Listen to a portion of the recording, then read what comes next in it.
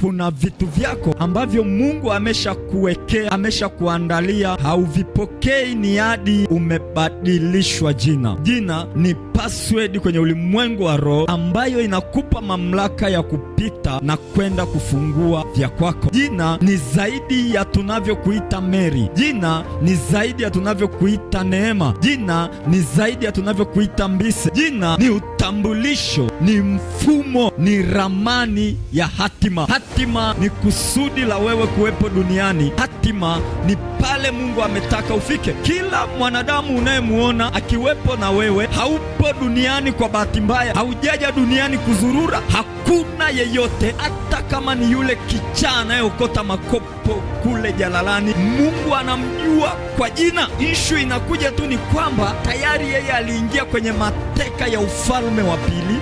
Wewe Mungu amekupa neema ya kuingia kwenye himaya yake, lakini wote mlitoka kwa hesabu na namba. Wewe Mungu anakufahamu kwa jina lako. Jina ni zaidi ya tunavyokuita. Jina ni zaidi ya wewe unavyojiita. Jina unalo kabla hujaja duniani. Jina limebeba hatima. Jina ni mfumo wa maisha yako. Jina ni kule unakokwenda. Shetani anapokubadilishia hatima, anakubadilishia na jina. Mungu anapokubadilishia hatima, anakubadilishia na jina. Hakuna chochote kitakachofanyika kwenye maisha yako akiendani na jina. Jina ninaloongelea ni jina la kusudi.